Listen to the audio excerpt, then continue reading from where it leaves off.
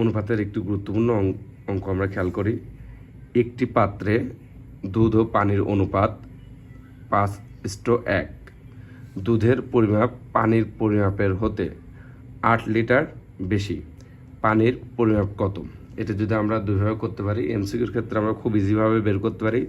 যেহেতু দুধের পরিমাপ হচ্ছে 5:5 আর হচ্ছে পানি হচ্ছে 1, সেক্ষেত্রে আমাদের যে অপশনগুলো আছে, যদি আমরা অপশনগুলোর দিকে খেয়াল করি যে 2 লিটার, 4 লিটার এবং 6 লিটার, এক্ষেত্রে আমরা দেখতে পারি যে 2 লিটার যখন পানির পরিমাপ 2 লিটার, দেখি আমরা পানির এক অংশ, পানির পরিমাপ যদি 2 লিটার হয় তাহলে দুধের পরিমাপ কত হয়? 5 × 10 লিটার।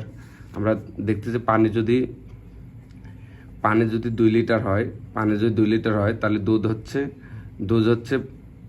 যেহেতু 5 ভাগ মানে তো কি 10 লিটার। এখন আমরা খেয়াল করি যে এখানে এদের মধ্যে পার্থক্য কত, মানে দুধের পরিমাপ 8 লিটার বেশি, অতএব আমাদের উত্তর কয় সঠিক।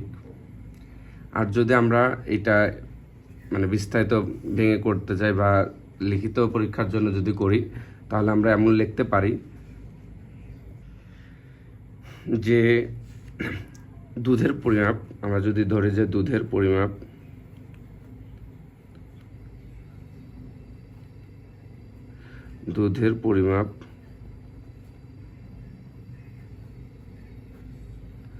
আমরা দুধের পরিমাপ ধরে নিতে পারি যে দুধ হচ্ছে 5x, তাহলে পানির পরিমাপ x। এখন আমরা বলতে পারি যেহেতু এদের পার্থক্য 8 লিটার, কারণ দুধের পরিমাপ পানির পরিমাপ হতে 8 লিটার বেশি, মানে কি পার্থক্য 8, তাহলে 5x - x = 8। অর্থাৎ কী হচ্ছে, আমরা বিয়োগ করলে কি পাচ্ছি যে 4x = 8, x = 8/4 অর্থাৎ 2।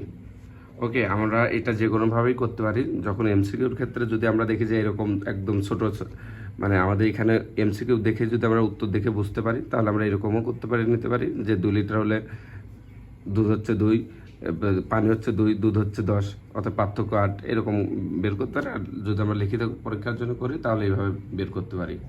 ধন্যবাদ সবাইকে।